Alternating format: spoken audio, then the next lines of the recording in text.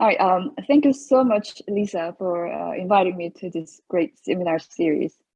Um, it's just great pleasure that I get the chance to present my high-dimensional work to the audience that actually are super interested in high-dimensional work. And I believe I mean, there's so many people who are doing high-dimensional analysis these days, but then I feel like this particular asymptotic study I'm doing, fixing n and letting the same dimension go grow, are a very minor group in that whole world. So, but then I feel like we are in the same kind of small group of people that are interested in that. And I personally believe there are much utility in doing, I mean, considering that kind of asymptotics in real application. So this is one of my, so I got 2 outlier detection for HDLSS data published, and this is the more recent one. It's joint work with my former student who is doing a postdoc in Texas A&M and looking for a permanent job as we speak. So I got to, I mean, I analyze a lot of high-dimensional data, and I feel like there must be something should be done to detect any abnormal observations. And mostly I deal with these biological high-dimensional data, and because they are produced in a through long process in the laboratory, they're more likely to have errors during the process, and thus they would likely to have a more abnormal observations. I believe, and if not, and they're at least as likely to have an observation. I mean, outliers is just any other data in the world. But when you have d larger than n, so I'm using d as the symbol for the dimensionality in this talk. So when you have d larger than n situation, developing methodology for outliers is not that easy. Because as you all know from the curse of dimensionality, like as d is large, then your data pretty much all in the surface of your data cloud, and in a way they all look like an outlier. So or they all look like non-outliers. So it's really hard to distinguish one from the other. So because that's the geometric challenge that we have, and also in terms of formulation, how to measure the distance between, for example, a candidate outlier to the rest of the normal observations. So typically we have this Mahalanobis distance, or robust versions of it in the multivariate analysis, but most of the times they're not gonna work well, and because if they're based on the idea of covariance estimation, this is a super hard problem. And even if you define a distance measure or outline measure that I call, how to test its significance, how to know this is significantly bigger than the what you would get in the normal situation. So that's there are 3 challenges that I can pinpoint here. So because of these challenges, there are only very few existing methodologies, and mostly they're based on n asymptotic tests. So they're null distribution for their test procedure based on what happens when n goes to infinity. So that's obviously not something that we want, because we're always under the setting that n is always really small and d is really large. And most of them would still use in one way or another dependent covariance estimator, which we really want to avoid. And empirically, this is empirical finding. We found them, most of them have very large false positive rates. That means they're falsely accusing non-outliers as outliers. So considering this very expensive cost to obtain high-dimensional observations, we don't want to just discard any observations based on these false positive results. So there's a growing need, a big need, that we have to develop something good. So these are 4 methods that we are going to compare empirically, and these 4 that we would were able to find in the literature that actually can run when P is much, when D is much larger than N. So there's a PC out method by Phil's Moser. There, it's based on doing the principal component analysis with the high-dimensional data, and then take the leading few principal component analysis, and then look at the kurtosis, so the points with the high kurtosis in the projections on the high PC subspace. I mean, comparably, they're doing it's doing well, but not as much as our proposed method. So second method, co-median, is based on robust estimation of mean and clearance matrix. So that's that. And recent paper, relatively, in Biometrica by Rowe, they're based on the assumption that covariance matrix, only diagonal elements of the covariance matrix is meaningful. So they basically discard any the correlation between the variables. So the last one is my own work, my first work on high-dimensional detection for high-dimensional outlier detection in high-dimensional data. It's based on leave on out distance, and we sequentially eliminate one by one. So it's like a peeling one layer at a time until that you're sure that there are only non-outliers remaining. So right, but then obviously the work that I'm presenting today, it's much different from my previous work, and it's much better actually. Could I ask a quick question? So, yes, please. So the n, I'm assuming, is the little n, and these papers, are they doing an asymptotic analysis where d goes to infinity, or is it something maybe like d and n are finite, but one is much larger than the other? How would you kind of qualify it? So my memory, as far as I remember, so all of them. So the last work that I did, we let only the d dimension go to infinity, fixing the sample size. But then the previous all three, they are all based on n asymptotics. So and some of them, probably comedian, their empirical studies are all based on n larger than d. But then we found that it can actually run when d larger than n. So that's why we included in this comparison. But there are theoretical results. If there are theoretical results, it's all based on n growing while fixing the sample. N growing while dimension is fixed.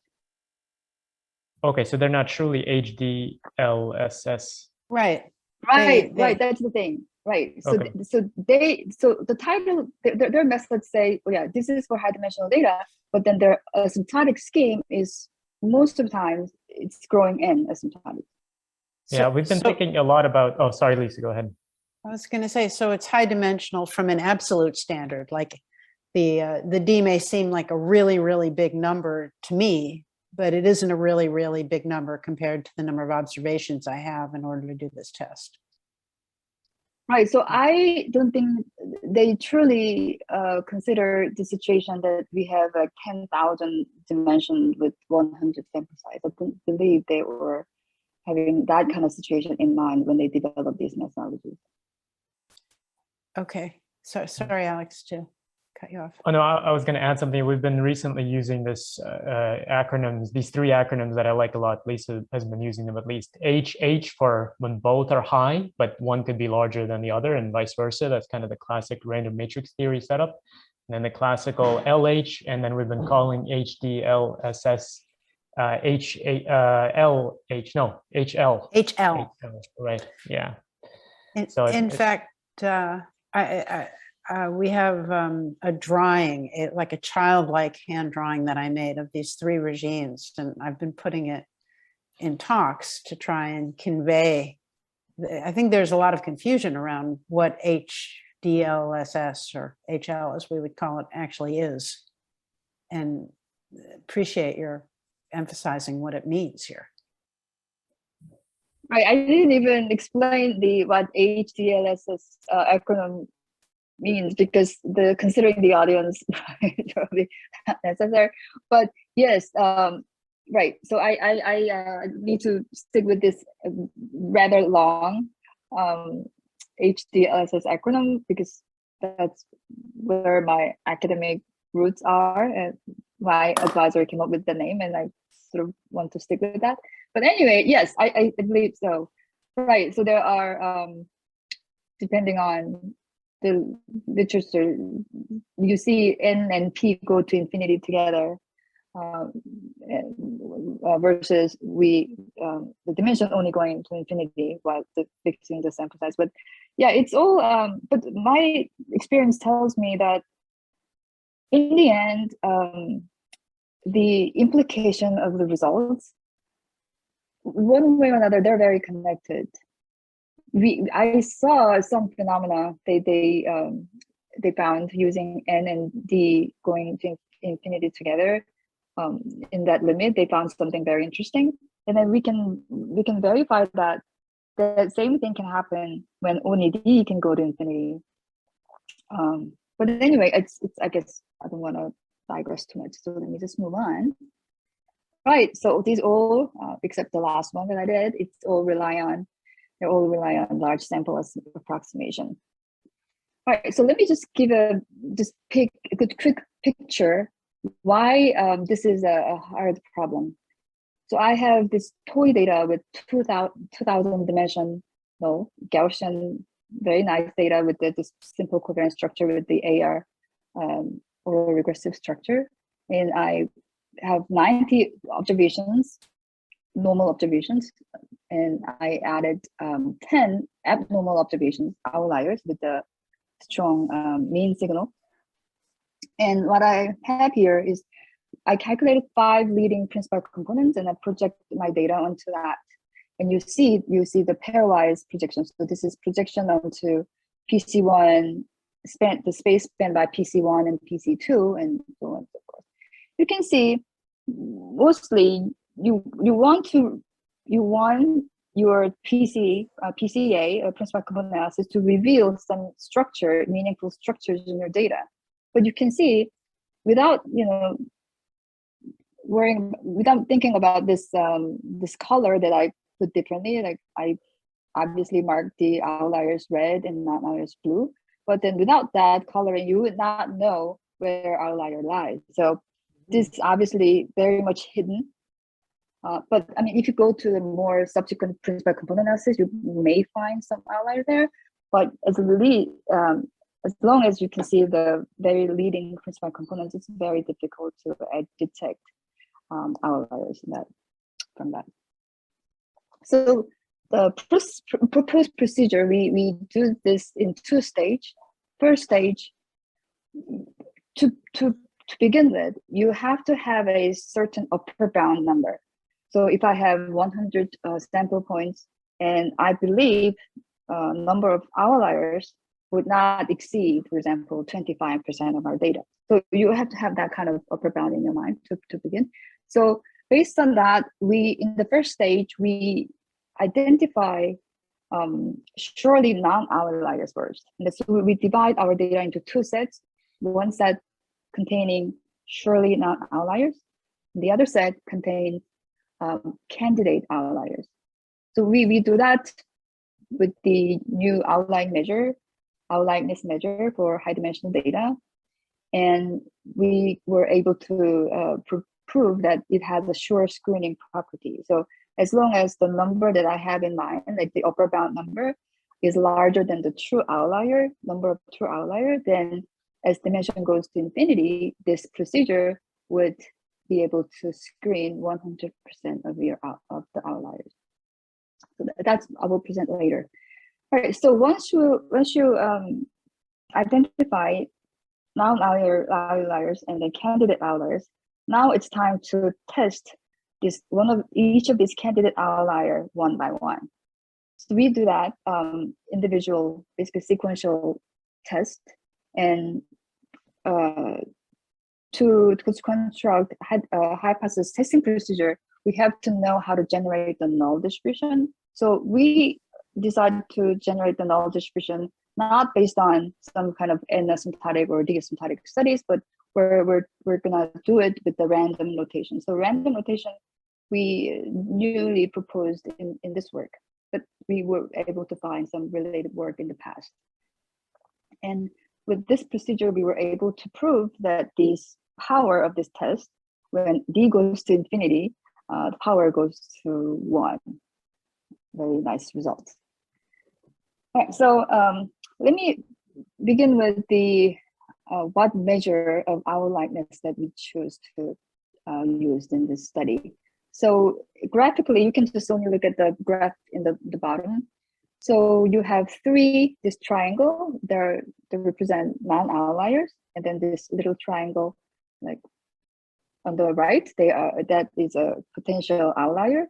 And when we want to measure how far is this outlier to the non-outliers, we use the distance between the orthogonal distance between this little triangle. So we call it hyperplane, generated by these 3 points. And then we calculate the orthogonal distance. We project this outlier to that surface or hyperplane, and then we calculate that Euclidean distance. So that's the distance to hyperplane that we name, and that's the measure that we're gonna use to measure the outlierness. And you can think of this. You can see this clearly that this measure cannot even work when n is larger than d, because that's not even defined. This is not even defined when n is larger than d, because they're all in the same kind of space. So this only can work when dimension is large enough compared to the sample size. And this, where do we come up with this? It has a long story. I first found this in a discrimination setting in my early work, and then I saw maybe there's a possibility to use it for a clustering purpose. So I wrote a clustering paper based on this particular type of distance. And then when I finished the clustering paper, then I thought, okay, maybe I can use it for the outlier detection. Right? So then I consider that. But outlier detection is a kind of difficult problem. A clustering is already a difficult problem, but outlier detection, because of the masking effect and swamping effect, it's actually very much a different problem than clustering paper. Right, so let me just, in nice elementary drawing, let me just explain the idea of how we screen these candidate outliers. How do we screen this non-outliers first? So we have this 12 data points in high dimensional space. They're just looking like that. And what we do first is we identify inliers. So the set of inliers very, very small. So I'm only using the 1/3 of my data. So if I have an N12 situation here, so I'd like to choose 4 that are surely inliers. So how do I do that? So I do that by using median pairwise distance. So I calculated pairwise distance among all these 12 observations. And then I calculate the median value for each of those 12 observations, and I choose the 4 that has the least median pairwise distance from to the others. So that's how we identify very, very small set of numbers, but they cannot be an outlier. So here I'm choosing the blue ones that are surely like in the center of my data. So, but then what does yes. this say about the distance measure that you defined? What can we say something about what the inliers satisfy with respect to that distance that you defined? Right. So in this stage, I did not use the DH distance. This is based on just regular Euclidean distance. But intuition should tell us that those points should have should not have a big distance, right? It should be relatively small. Right. Yes. Okay. But then, yeah, right. So then among this, so 8 of these yellow points they may not be or may be an outlier. So what we did is we calculate the DH distance now. So based on, so we calculated the DH distance from x1 to the m0, the 4 points that we found to be inliers. And I calculated all 8 values of the DH distance from each of these yellow points to the set of 4 blue points. And then we rank them, and then we choose the 25% top. So in this case, 3 of the observations that has the largest DH value to the inlier set. So this is basically just a screening process. So we don't necessarily require this to be like super accurate as long as it contains the true outlier. So we use 25% as the upper bound, the max, like absolute upper bound of the number of outliers, but we can always increase that to sort of making sure everything is, all outliers are included at least at this stage. So once we identify 3 candidate outliers, then the rest of the observations become these surely non-outliers. So this x0 that I denoted here. So the next stage is going to be testing each of these candidate outlier against the surely non-outlier set and see if whether they're significantly outlying or not. So that's our second stage.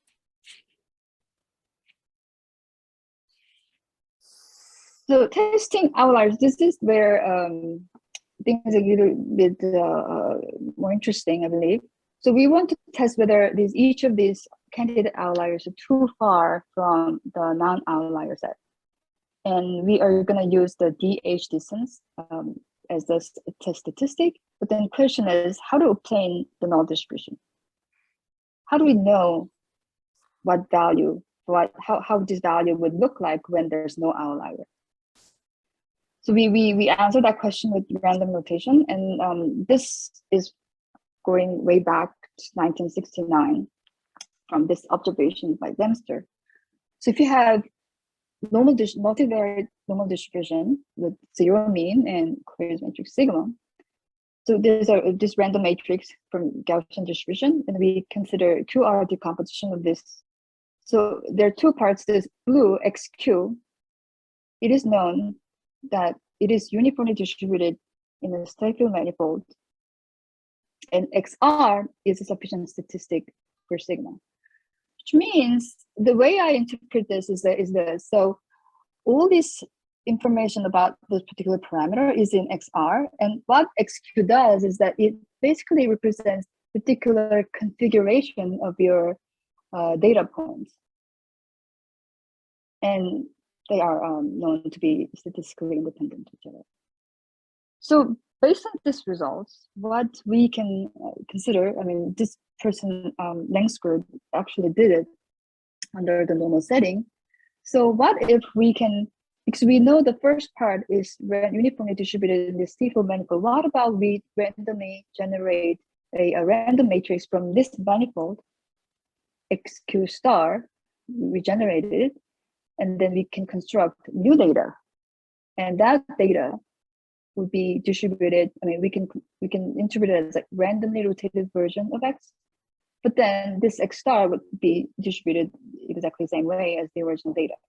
So that's pretty much the really core of our idea, but this is based on multivariate normal, and we would want to expand. We want to see whether we can expand this Gaussian setting a little bit more general to the distribution family. So we found a left spherical distribution. So it's a slightly more general distribution family than normal, and it is defined in this way. So if X is the random matrix, then if you multiply an orthogonal matrix R to the X, if it is identically distributed as the original X, then we can call that this original distribution as a left spherical distribution, and we denote it in this way. So how is this more general? Well, it includes matrix normal as a member, and it includes matrix T, and it includes scale mixture of those.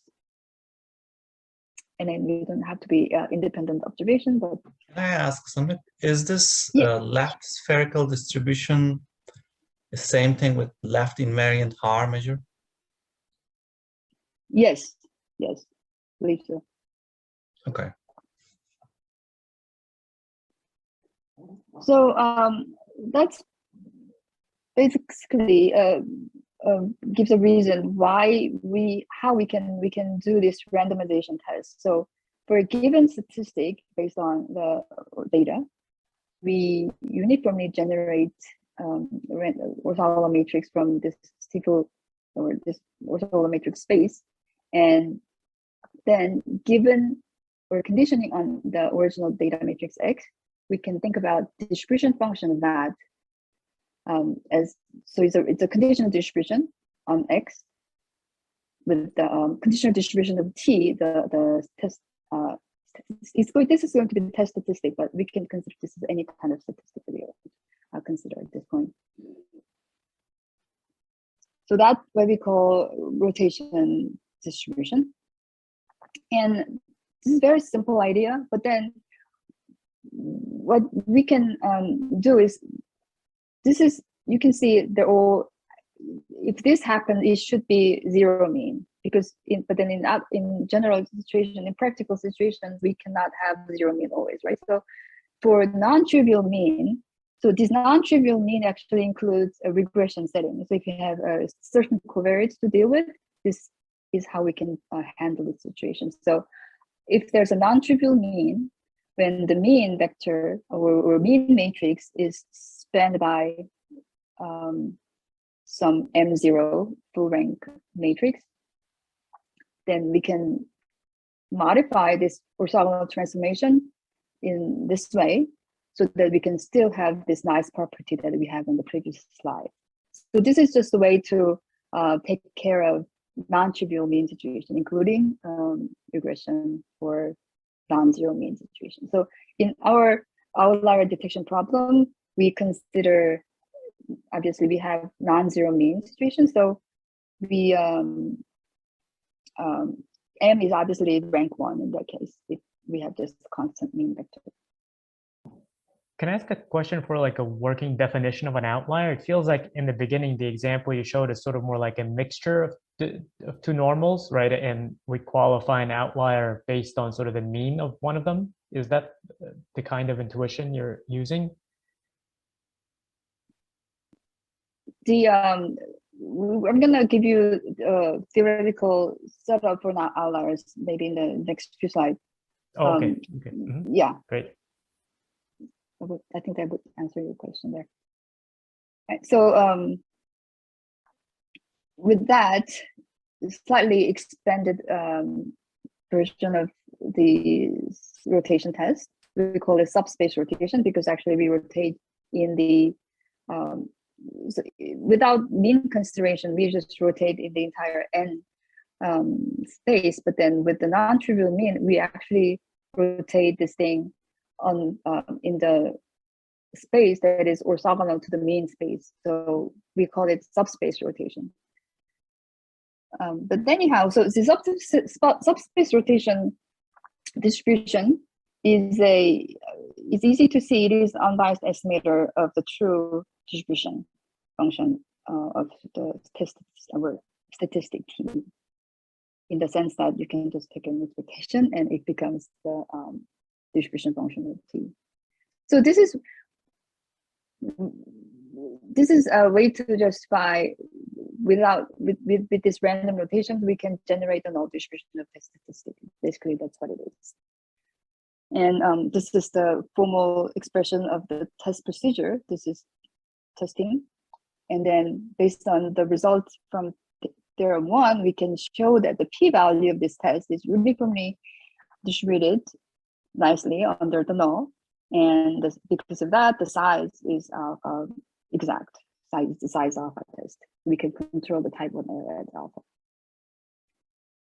So trying to understand what this rotation does, because you can see this is actually a continuous extension of well-known permutation test. The permutation test, as you know, is just shuffling the labels or shuffling the indexes of your order of your data. And what you get by random permutation is that you basically nullify or any label information. But then in terms of the configuration, it actually doesn't change. So this is original data. If you randomly permute the label, it's exactly the same, obviously.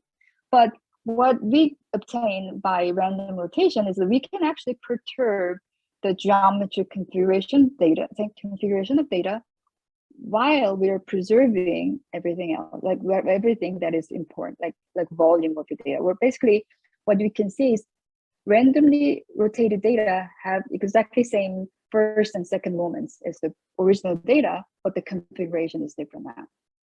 And for our purpose of data outlier detection, if this original data would have an outlier, like from somewhere here, these rotated data would have the same volume as the original data, but then it's not going to have an outlier with the probability 1. So to see how this statistic, the outlying measure, would behave when there's no outlier for the same data, then we can measure the DH distance within this rotated data. So the idea is we repeat this random rotation like many times. We use 500 in our examples, and you can do this empirical distribution to do the test. So immediate implication, this is not related to outlier detection problem, but I'm just going to demonstrate and then explain to you that this idea can be used in other settings as well. So for example, if you have two components in the multivariate normal, you want to test whether they are independent or not. And there are tests are available, such as like likelihood ratio test statistic, but then this is based on, and going to infinity null distribution. So to do this test, we can rotate, because under the null, meaning there's like two separate independent normal, you can generate this null distribution by rotating x and y, or only x at a time or y at a time. So you can do this random rotation to test this hypothesis of independence. So this is very simple example to see this can be used for other settings as well. So back to our outlier detection problem. So again, recall that we have identified 3 candidate outliers, and we're trying to see whether this T1, which is the DH distance from X1 to the bottom area, is significantly big or not. So I'm going to do one by one.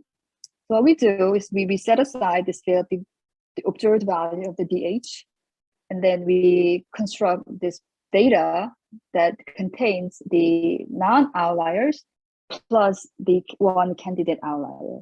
And then we apply this rotation. So this is a rotated version of this data. And then we identify the value, we get the value that is the largest DH distance. So let's say that this one is the happens to be the largest value. So we store that, and then we repeat this process k times. And then we get the empirical distribution, and we find the p-value, and then we make a decision based on that. So this is procedure, and we do it by one. So we do this, we repeat this for all 3 of these candidate outliers, and we make a decision based on that. So that was basically all everything about the procedure itself.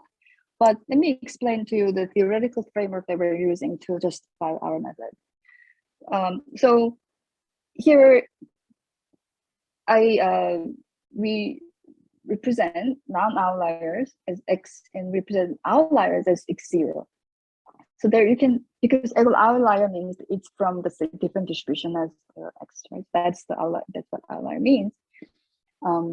So we assume some regularity conditions, like their first moments are uniformly bounded.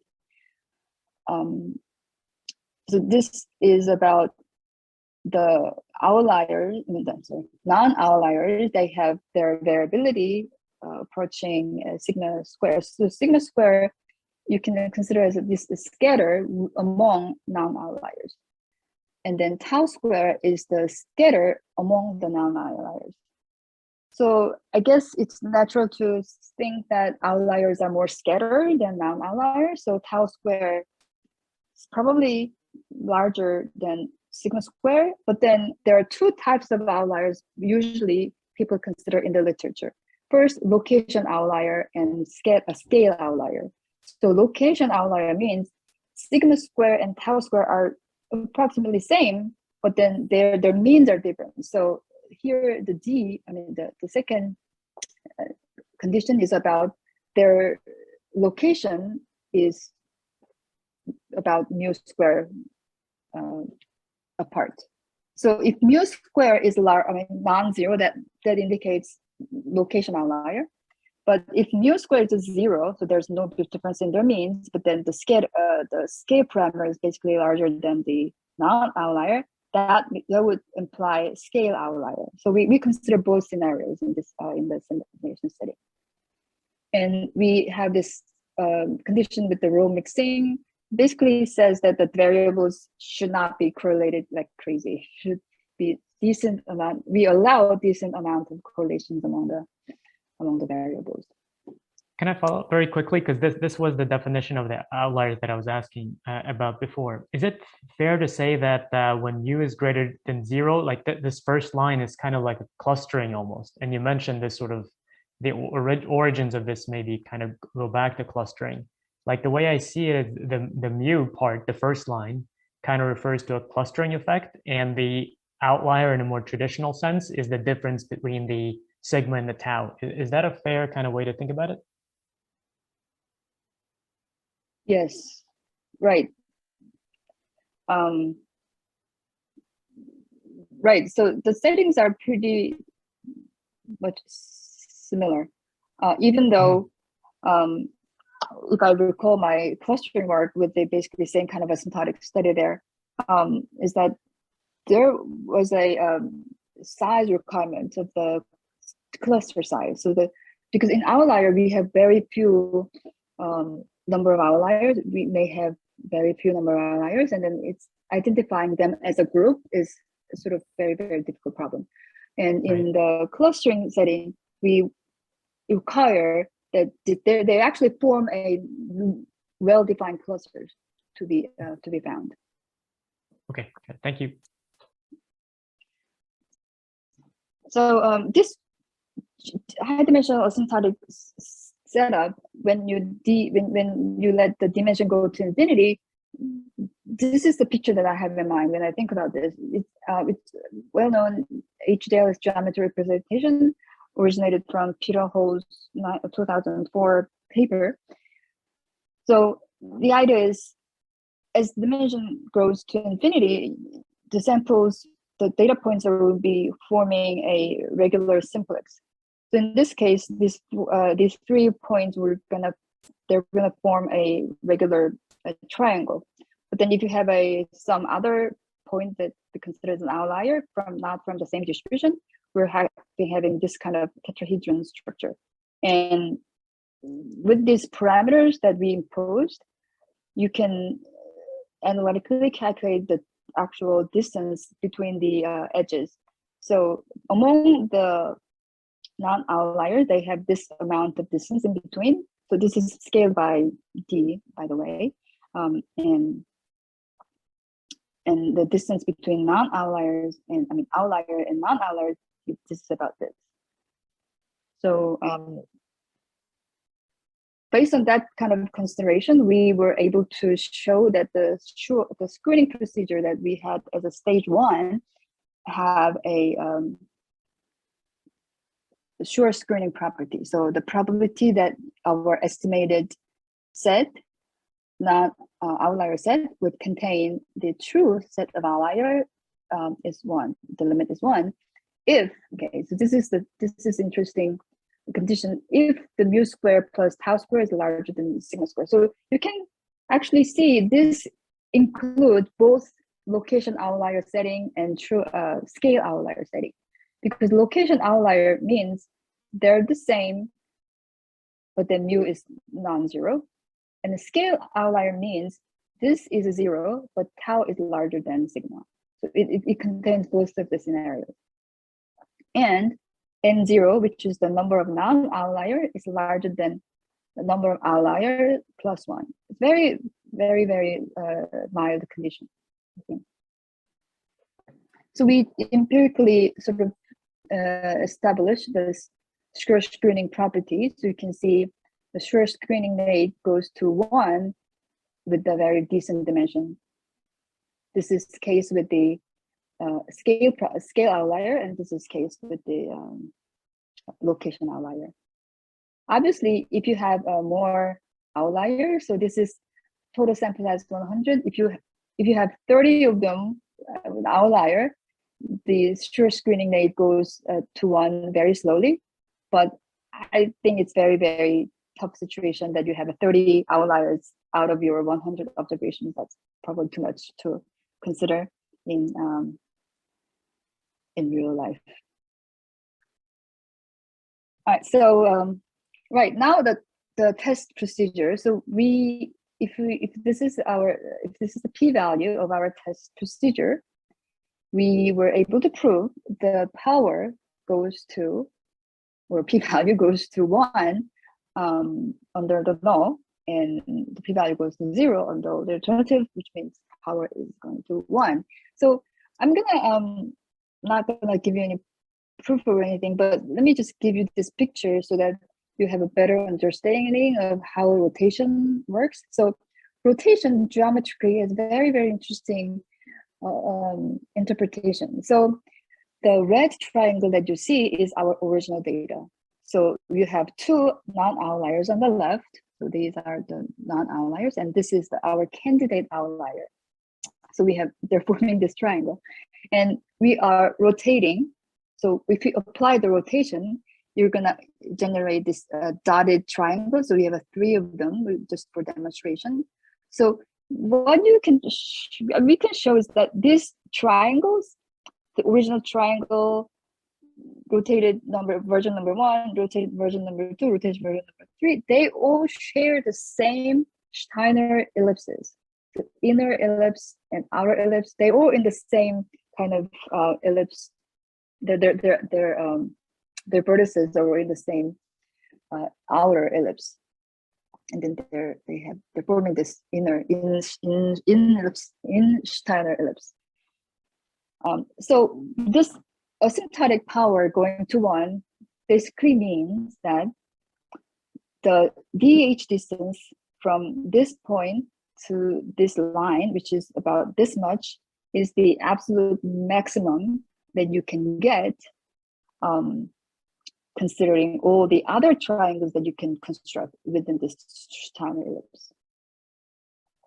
So yeah, so that's the absolute maximum that you can possibly have. So that's how we can prove the power is going to be 1. So a little simulation study to test our procedure.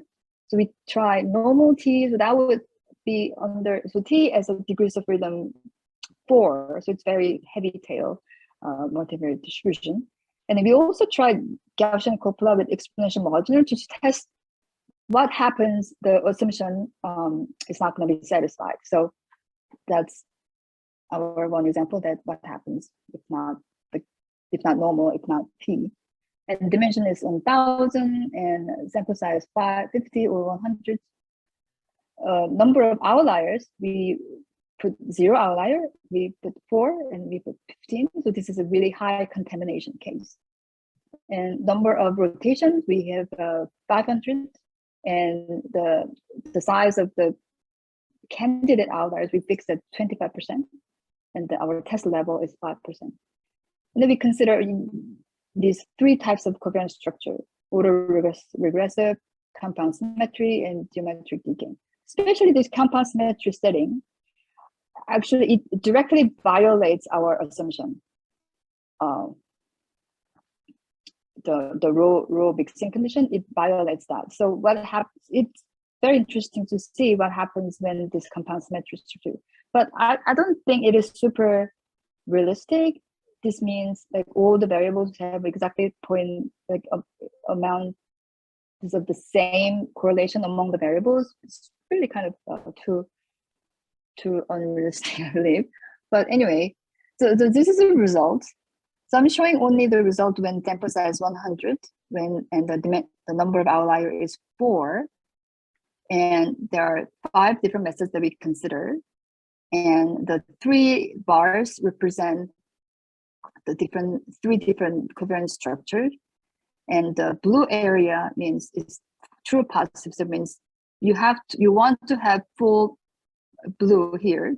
That means you identify all 4 true outliers, and the red area is false positive area. So this is how much you accuse non-outliers as outlier. So you don't want to have a long red bar, I mean the yellow bar.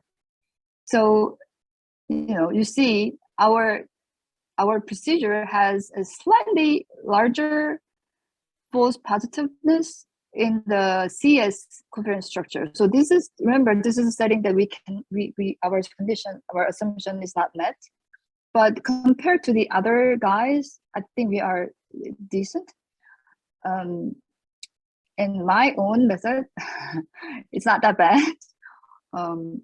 Yeah, and I think this is also a good method, but it's not as justified well as the SR method, theoretically. And this is a high contamination scenario. We have 15 outliers out of 100. It's a lot, but then the lessons are the same. So we're doing pretty good. And more importantly, when you have no outlier, when there's no true outlier, most of the times these, as I said earlier, these existing methods, they tend to accuse non-outliers just too much. You can see this number of the ratio, the proportion of outliers and non-outliers that are falsely accused as outlier. We have minimum of those most of the times. Only times that we lost is to my own method under the CS setting, which is weird setting. Interesting last example is we apply this. We just want to see what happens with this image data. These are face data. It's Olivetti's very famous face image data. We have 40 individuals, each with the 1 face images, and then we artificially created. We artificially add 3 images of different people, so that we have sample data with the 13 images. 10 images belong to 1 person, and 3 images belong to another person. And we see how well we do to detect these images with the same person and there's not. And this is the this first 10 images. So you can see these first 10 images are all belong to 1 person, and 3 are completely different people.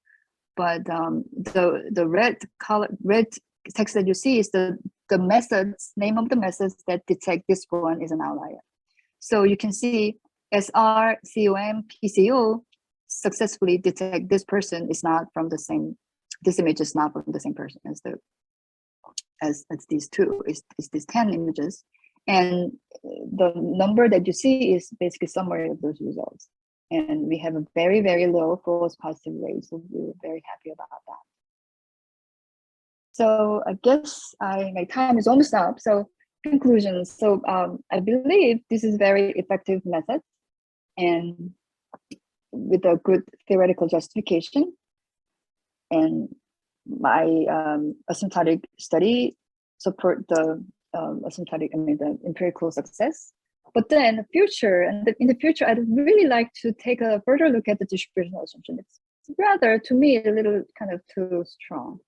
And I'm currently looking into whether we can use this rotation idea to other types of data, like functional data or non-Euclidean data or text or image, whatever. And also the rotation idea itself, as I demonstrated with this independence testing example, it is possible to use it for clustering verification and outlier detection in regression setting and such. So we are looking into that. Thank you so much for your attention.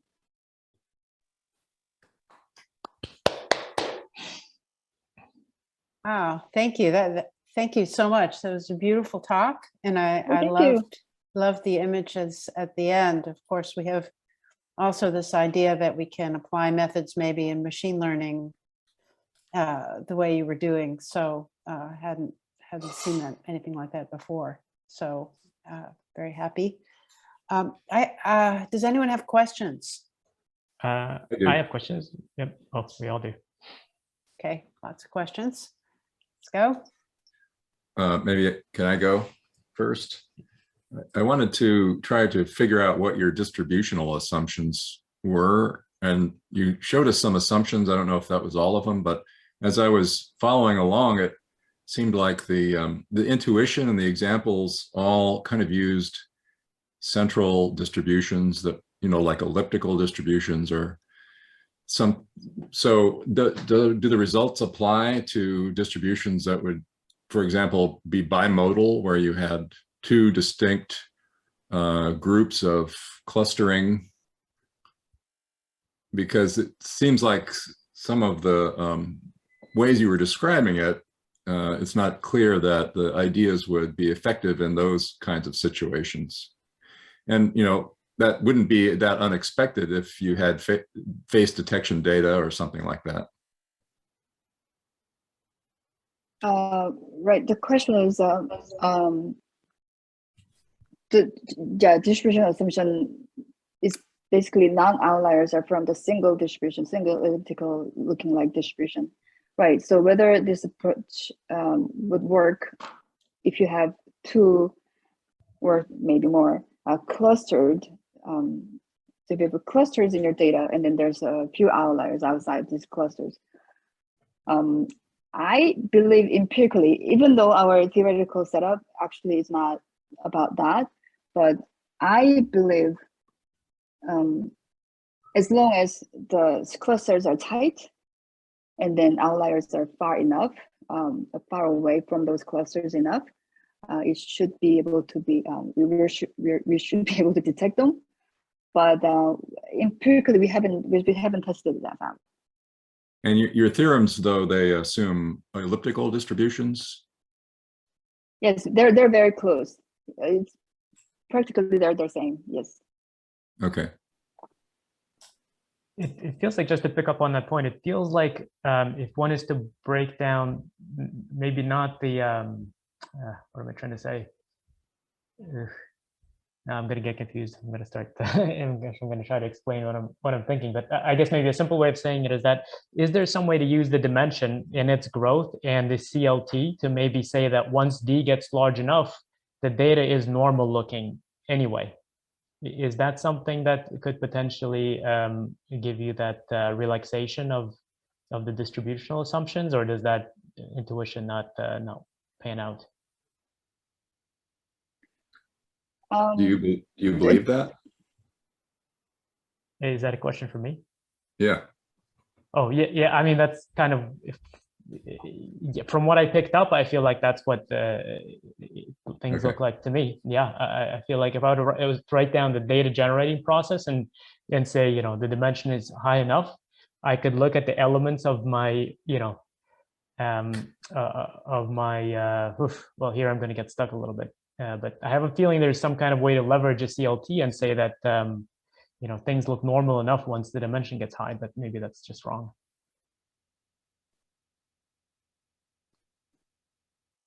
I don't have a good answer for that question.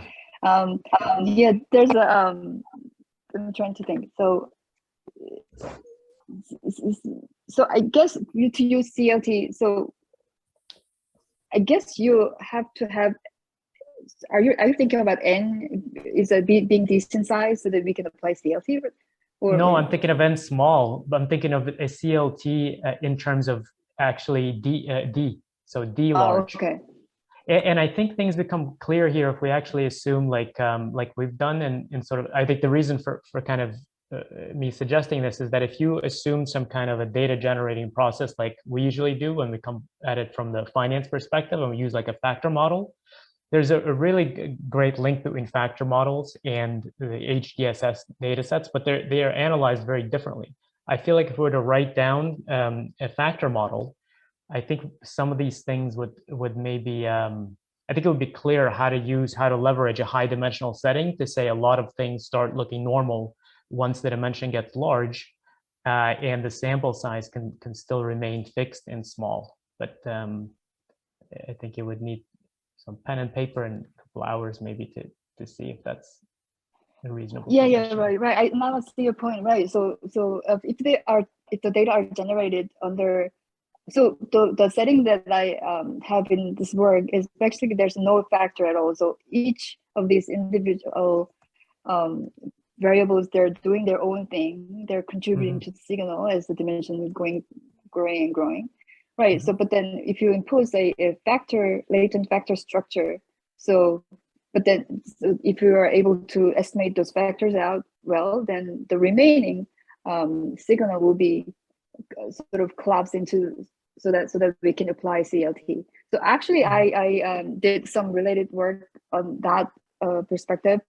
I recently had this paper on how to choose the number of components in principal component analysis, and in that work, we were able to use the CLT with the dimensions. Well, so you might want to check it out. Yeah, I remember that. I remember you gave me that reference, and I do plan to read it for sure. I guess now maybe I can take it back. Let's forget the factor setting and just take a matrix. And I'm thinking of the sample covariance versus the dual sample covariance. And I feel like in the dual sample covariance, that's where you can look at the entries and basically say, regardless of what the original distribution was, the entries start looking normal. I guess that's maybe a better way to say what I was trying to get at.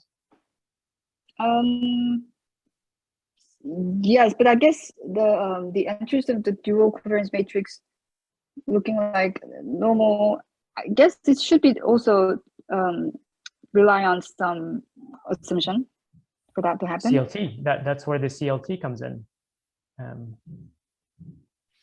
Yeah, I'm not sure if it's related or not, but I'm actually, so when I was thinking about applying this idea to non-vectorial data, because the rotation is actually done in n-dimensional space. So for example, like text data, we can construct this kernel matrix, which acts like a dual covariance matrix. So what if we apply the same kind of rotation idea to this kernel matrix or gram matrix or dual covariance matrix, whatever you call it? Yep. Maybe I can use like CLT, and then I can think about detecting outliers with those data sets. Yep. Does that make sense? Yep. Yeah. Exactly. Yeah, I think that's roughly along the lines of what I'm thinking. But yeah. For CLT in the D direction, you would have to have serial independence along the D. Yeah, that's true as well. Yeah, you're right. So that's an extra condition. Yep, true. Or marginally, they're still normal. Does that distribution, so this general class of distributions that you're considering, do they have like properties like when you add them, their means add and their variances add when they're independent? That's all kind of similar to the normal distribution, is that right? Well, means pretty much always add, right? I guess. For E, yeah, I guess. I think means kind of add and I guess the only right. Variances add too. For I mean, I think that. Yeah, that's true in general, right? I think that's Yeah, that's going to be true in general. Yep. I have a question in a very different direction. Jeongyoun, way back early on, you had a cutoff point of 75%, and that held throughout. Did you use that number throughout? Yes. So the most high contamination scenario was 15 out of 100. So, okay. So we actually have when you have 50 samples, if you have 15 outliers, I guess we had to increase this initial screening rate up to higher than that. I don't remember which it was, but we were making sure that at least the size of the candidate outliers is always larger than the number of true outliers. So because as you can see, I haven't read the paper, so I'm not tracking perfectly, but if there's a cutoff like that, and in the end, you're looking at true positive versus false positive rate, for more complex applications that you're going to be doing, especially distinguishing faces and stuff down the line, I wonder if it would make sense to keep that parameter as a parameter and look at the like the ROC-like curve with a true positive to false positive and pick tuning levels in different circumstances. I wonder if you've thought of that dimension to the work or if it even makes sense.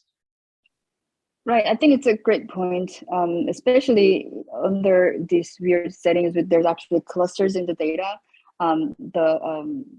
This screening proportion can actually affect the results. Right, so in this work, we were just claiming that as long as this is higher than your true outlier, so like it's like a personal opinion. No matter how contaminated my data are, the proportion of outliers cannot exceed a certain level. So this is pretty much very subjective choice.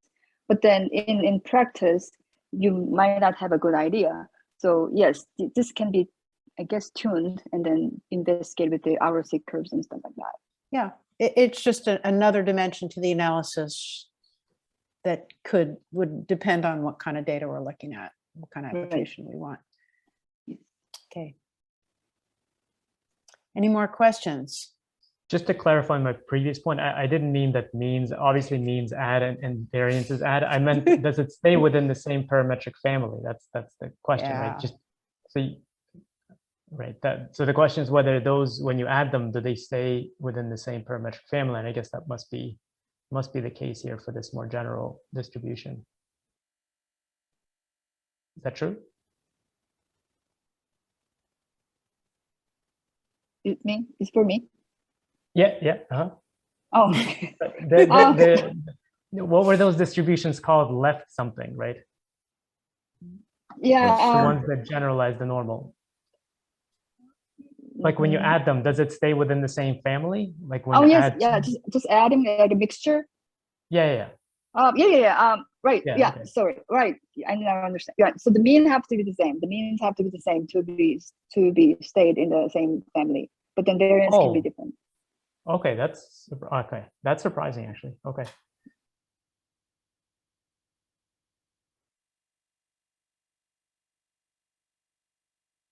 Okay, final call out for questions. If I can ask one more, if it's okay. You can, Alex. All right. In terms of the difference between permutations and rotations, does that just is it too difficult to theoretically analyze the permutations, or does that approach not work? Like if I were to replace the rotations with the permutations, would that just not work, or is it just too much easier to analyze theoretically the rotations? Well, the permutation is not gonna make any difference in our procedure because it cannot change the configuration. So whatever permutation you're going on, the test statistic is going to be the same. So it's not going to generate the null distribution. I see. Okay. Yeah, can I ask the last one for me? Question? Yeah, what establishes the link between the unrotated and the rotated one? Is the fact that the volume is invariant? Is that the establishment of the link?